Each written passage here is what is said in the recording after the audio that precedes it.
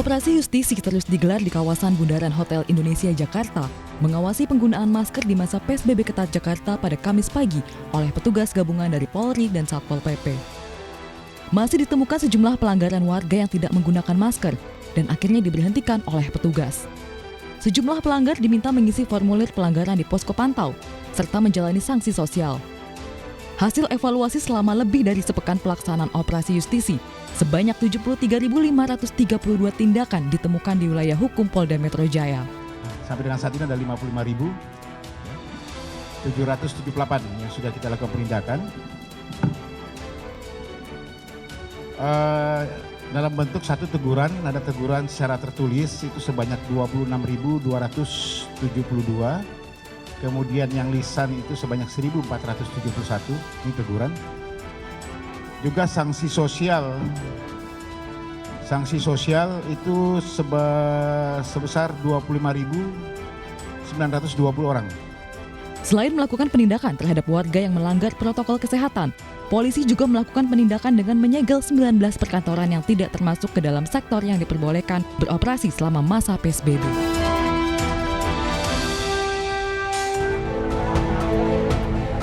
Jenazah pasien suspek COVID-19 di Percut Seituan, Deli Serdang ditinggalkan di depan gerbang pemakaman umum Kenari di Jalan Perkutut Raya, Medan, Sumatera Utara. Jenazah tersebut yakni seorang perempuan berinisial S berusia 62 tahun. Jenazah pasien ini belum dipastikan positif COVID-19. Awalnya, peti mati dibawa ambulans dengan dikawal kepolisian, kemudian jenazah dibawa ke pemakaman umum Kenari, Medan. Namun, peti mati berisi jenazah ini ditinggalkan begitu saja oleh petugas di depan gerbang pemakaman umum. Bukan binatang ini loh Pak, manusia ini bukan binatang. Jadi ini diturunkan ya Bu ya dari puskesmas itu ya? Turunkannya dari Rumah sakit Madani. Sementara, kebijakan baru pemerintah Kota Medan mengharuskan jenazah COVID-19 asal kabupaten kota di luar Kota Medan dibawa pulang ke kampung halaman. Kalau diteruskan pemerintah Medan menampung seluruh korban itu nggak mampu karena pemerintah Kota Medan nggak punya lahan lagi. Maka untuk daerah-daerah yang tidak sampai 4 jam kami minta supaya pemerintah daerah menyiapkan kuburan masing-masing. Pemerintah kota mengimbau agar semua pihak mengikuti protokol kesehatan. Pasalnya, para tenaga medis sudah bekerja semaksimal mungkin dalam menangani pasien maupun jenazah terpapar COVID-19.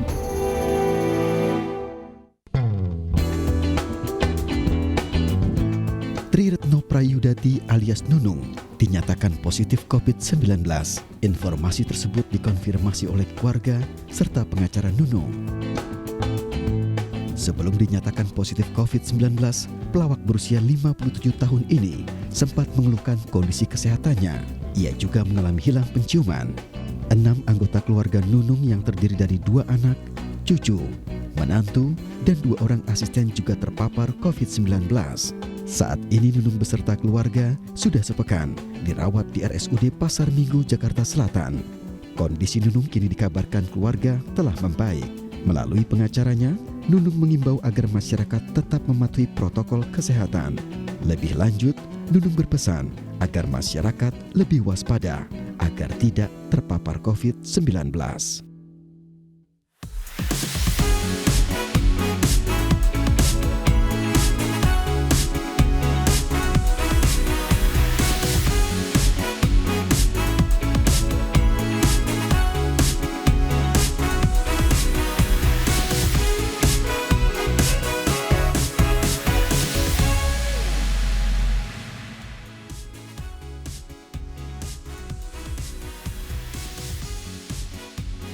Selamat malam pemirsa, Anda menyaksikan Prime Show with Ira Kusno. Pandemi Corona di Indonesia masih terus jadi ancaman. Saat ini sudah hampir atau bahkan lebih dari 10.000 jiwa meninggal dan hampir 260.000 lebih warga positif terjangkit virus SARS-CoV-2 ini. Persebaran virus corona semakin tidak terkendali. Banyak muncul klaster-klaster baru di tengah masyarakat. Bahkan para penderita banyak yang tanpa gejala atau OTG. Rumah sakit rujukan untuk merawat pasien corona di beberapa provinsi kini juga sudah penuh. Data dari BNPB mencatat dari 5 tower yang sudah dibuka di Wisma Atlet Kemayoran, Jakarta Pusat, jumlah pasien saat ini telah mencapai sekitar 5.400 orang dan jumlah ini terus bertambah setiap harinya. Cerita-cerita sedih tentang korban corona tampaknya belum akan berakhir dalam waktu dekat. Pemirsa, di episode malam ini saya akan berbincang dengan mereka yang menjadi korban corona. Dan tamu saya yang pertama adalah Hana Puspita, seorang jurnalis penyintas COVID-19 yang 20 orang anggota keluarganya terjangkit virus corona. Bahkan nyawa sang ayah tidak bisa diselamatkan saat Hana sedang dirawat. Di ambulans Mbak Sur, mohon doanya ya Mbak. Semoga aku lepas itu pengen sehat lagi.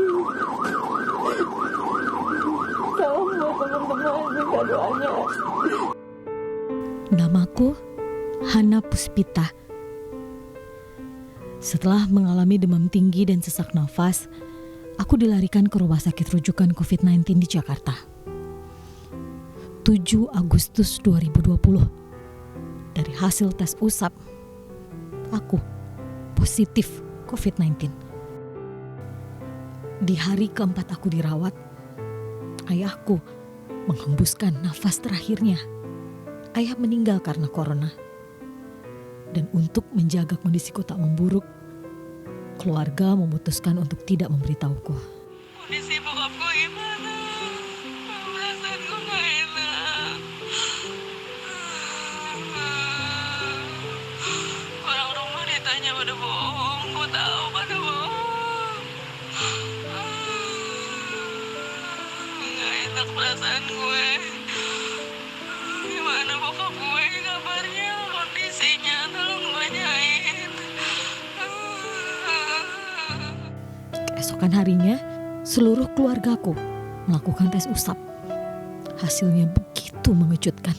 20 orang keluargaku positif COVID-19, termasuk ibu, suami, dan seorang anakku. Menjalani perawatan sendiri di ruang isolasi. Ingin sekali aku memeluk suami dan anak-anak, tapi tidak bisa. Aku hanya mampu bersujud dan menangis tanpa henti. Setelah menjalani perawatan 15 hari, syukurlah aku akhirnya diperbolehkan pulang dan melanjutkan isolasi mandiri di rumah.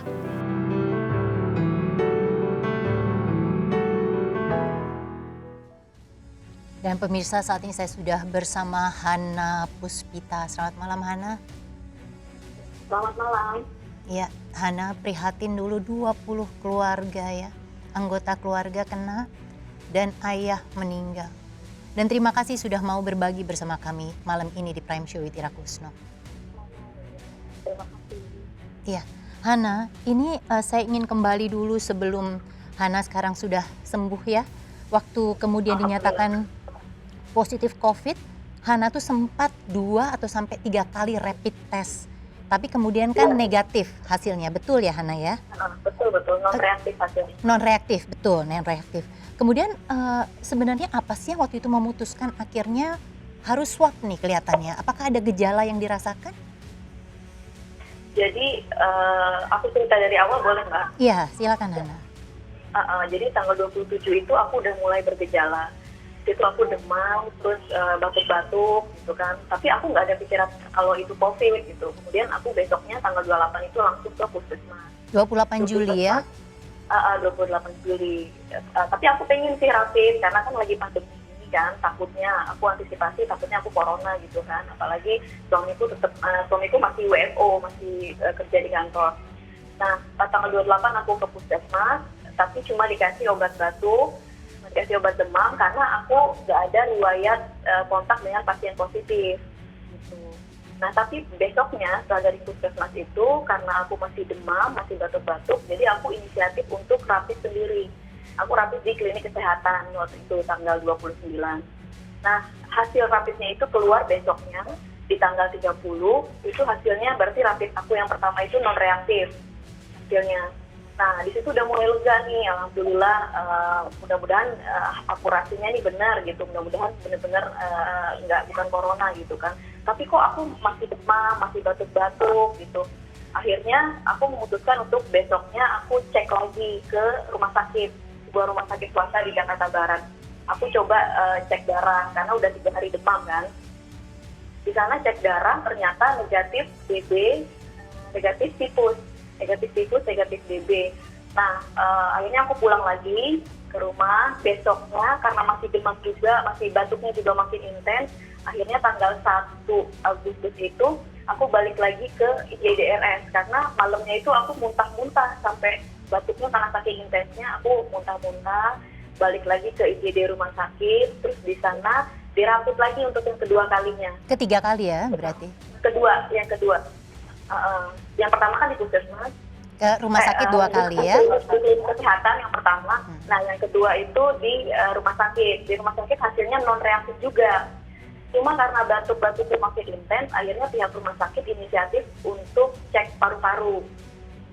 Nah, setelah dicek paru-paru, ternyata ada bercak-bercak putih. Maka ketika itu aku dinyatakan sebagai pasien suspek COVID. Oke, Hana, berarti waktu kemudian cek toraks paru-paru, itu malah belum tes usap atau swab test ya? Belum. Itu baru rapid test yang kedua. Oke, nah waktu Hana ada gejala yang tadi batuk-batuk, panas sampai muntah-muntah, itu keluarga kecil Hana nih ya, jadi suami dan anak-anak itu ada gejala yang sama nggak, menunjukkan gejala yang sama? Nggak ada. Mereka sehat-sehat aja sih. Oke, nah terus kemudian ketika Hana akhirnya dinyatakan suspek COVID, itu apa yang dilakukan sesudahnya? Ketika aku dinyatakan sebagai suspek COVID, itu aku langsung tanya ke pihak rumah sakit, ini terus gimana gitu, kata pihak rumah sakit, dia harus dirawat di ruang isolasi. Karena waktu itu aku datangnya di rumah sakit swasta yang non rujukan COVID, maka aku tanya biayanya berapa gitu. Nah, pihak rumah sakit menyatakan bahwa biayanya untuk pasien corona hanya untuk APD-nya saja, APD tenaga medis, itu per harinya 4 juta rupiah. Terus karena aku merasa nggak sanggup untuk bayar 4 juta rupiah per hari di rumah sakit swasta tersebut, akhirnya aku memutuskan untuk pulang ke rumah, tapi kondisi itu tuh makin menurun di situ. Nah, besoknya aku ke puskesmas untuk cek darah dan sekalian swab karena aku bawa hasil torakku dari rumah sakit. Ini loh, aku suspek COVID, maka aku minta tolong untuk di swab. Akhirnya di swab di puskesmas, tapi hasilnya kan nggak hari itu juga keluar. Besoknya aku ke puskesmas lagi karena kondisi makin demam, terus batuk-batuk juga makin intens. Nah, dari situ akhirnya dirujuk ke rumah sakit Tarakan sebelum hasil swabnya keluar gitu. Nah, sebelum dirujuk itu anak-anakku aku ungsikan ke rumah neneknya, ke rumah kakeknya di Pancoran gitu. Nah, waktu Hana mengungsikan anak-anak, ini masih kecil-kecil ya Han, 4 sama 5 tahun ya. Itu Hana sudah sempat mengetes mereka atau belum? Atau langsung diungsikan ke tempat neneknya? Belum. Jadi ketika aku pertama kali bergejala tanggal 27 itu, aku langsung memisahkan diri dari anak-anak sebetulnya. Aku tidur pun pakai masker, aku jaga jarak sama mereka gitu. Aku nggak tahu kalau mereka tuh ternyata udah terpapar juga gitu. Jadi aku ungsikan mereka di tanggal 30, kalau nggak salah 30 Agustus, aku ungsikan ke rumah neneknya di Pancoran gitu. Ternyata aku positif gitu. Dan kelihatannya anak-anak juga terpapar ya Han. Nah, kapan ketika kemudian keluarga besar akhirnya memutuskan harus swab bersama-sama? Itu jadi pas aku dirujuk ke rumah sakit Tarakan itu kan tanggal 3 Agustus. Di hari sebelumnya, tanggal 2 Agustus itu, ayahku udah terlebih dahulu dilarikan ke rumah sakit karena jantung. Karena kan ayahku punya penyakit jantung kan, jadi aku pikir oh ini jantungnya kambuh gitu. Akhirnya dibawa ke rumah sakit Pasar Minggu, rumah sakit RSUD Pasar Minggu. Sedangkan aku besoknya tanggal 3 ke RSUD Tarakan. Nah, hasil swabku di puskesmas itu baru keluar tanggal 7 Agustus yang menyatakan bahwa aku adalah pasien positif corona gitu. Akhirnya orang di rumahku itu di swab semua, ada mertuaku, ada suamiku, itu di swab mereka dan hasilnya positif. Nah, ayahku itu di swab juga 2 kali dan itu hasilnya juga positif. Makanya baru setelah ada hasil swab positif aku dan ayahku, baru semua keluarga besar di swab juga akhirnya, Mbak. Dan ada 20 orang yang kemudian ternyata dinyatakan juga positif COVID ya. Hana, kita lihat ini ada foto ayah. Hana dekat dengan ayah? Dekat. Dekat ya. Jadi kita tampilkan dulu foto ayah Hana, silahkan ditampilkan. Hana ini sebenarnya waktu ayah masuk rumah sakit, dan ketika masih di rumah sakit Hana sudah masuk rumah sakit yang lain karena positif COVID. Ini adalah ayah Hana, kita bisa saksikan bersama-sama. Ayah meninggal tapi tidak ada keluarga yang menyatakan atau cerita ke Hana karena takut drop ya. Iya, jadi ayahku kan masuk ke rumah sakit itu tanggal 2 Agustus. Terus kemudian meninggalnya itu tanggal 8 Agustus. Nah di tanggal 8 itu nggak ada sama sekali yang ngasih tahu ke aku. Karena mungkin keluarga aku takut aku kondisinya makin drop gitu kan. Karena aku harus jaga kondisi juga di tanggal 8 itu. Tapi aku udah mulai curiga karena setiap hari biasanya mamaku tuh video call, aku udah punya kabar gitu kan. Tapi kok ini udah berhari-hari nggak video call gitu. Aku tanya ke adikku, tapi dia bohong gitu. Dia bilang, iya papa baik-baik aja. Udah semakin baik gitu. Tapi akhirnya di tanggal 12 Agustus, akhirnya aku telepon adikku langsung. Ya udah jujur aja gitu, kalau emang apapun kenyataannya insya Allah ikhlas gitu kan. Terus akhirnya baru dikasih tahu kalau papa meninggal begitu. Di situ yang benar-benar sedang banget, aku di ruang isolasi sendirian. Ingin banget rasanya peluk mama lupa aku, pengen peluk anak-anak, pengen peluk mama, pengen peluk suamiku, tapi nggak bisa. Aku di ruang isolasi sendirian, benar-benar aku down banget di sana. Apalagi dengar cerita dari adikku bahwa papaku di saat terakhirnya tuh nggak bisa ada yang jenguk kan karena corona. Jadi aku membayangkan papaku tuh lagi sakaratul maut sendirian. Gak ada keluarga yang Hana, nemenin. di sosial media Hana tuh mengatakan bahwa meninggalnya ayah itu membuat Hana merasa kufur nikmat dan kurang bersyukur. Artinya apa, Hana? Ya artinya kemarin-kemarin tuh aku suka ngeluh gitu, misalnya kalau lagi capek kerja atau gimana, padahal aku dikasih kesehatan sama Allah, aku dikasih anak-anak yang sehat, tapi aku suka ngeluh gitu. Terus ketika aku dikasih sakit seperti itu, kemudian ayahku sampai meninggal, aku tuh merasa kemarin-kemarin aku hidup kurang bersyukur gitu. Ya, Hana ini sekali lagi dalam kondisi seperti itu, ketika kemudian Hana mengunggah cerita di media sosial dan kemudian ini menjadi viral, diunggah ulang oleh Pak Riza ya, Mas Riza Wakil Gubernur DKI Jakarta. Tapi di kolom komentar itu terjadi perdebatan juga dan Hana bahkan dituduh mengarang cerita. Jadi sudah dalam kondisi terpuruk, kemudian netizen itu sebagian ada yang mengatakan Hana mengarang cerita, membesar-besarkan. Bagaimana reaksi Hana saat itu? Ya, yang pastinya sedih ya, karena jujur aku share cerita itu pengen banget supaya apa yang aku alami ini jadi pelajaran buat semuanya, supaya tetap terapkan protokol kesehatan, supaya jangan abai, supaya jangan sampai apa yang aku alami sama keluarga ini kejadian sama kalian gitu. Tapi ternyata ada beberapa, aku nggak bilang semua, tapi ada beberapa, itu pun lebih banyak yang kasih semangat positif, tapi ada beberapa juga yang bilang bahwa ceritaku ini bohong gitu. Terus ada yang bilang lebay, ada yang bilang aku pengen jadi influencer, kebelet jadi influencer dan lain sebagainya gitu. Nah pada saat aku posting yang pertama ceritaku itu, posisiku kan masih di rumah sakit, masih perawatan, masih positif waktu itu.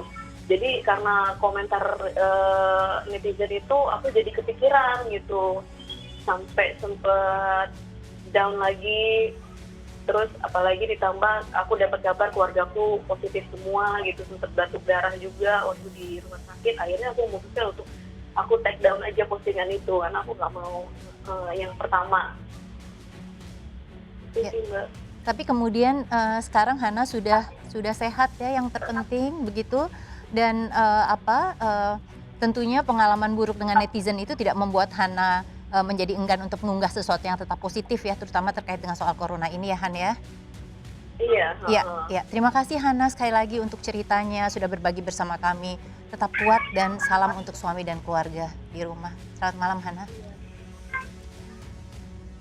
Pemirsa, isolasi menjadi bagian terpenting ketika Anda dinyatakan positif COVID-19. Namun seperti apa suasana perawatan dan isolasi bagi pasien yang terinfeksi virus COVID-19 ini di Rumah Sakit Darurat Wisma Atlet?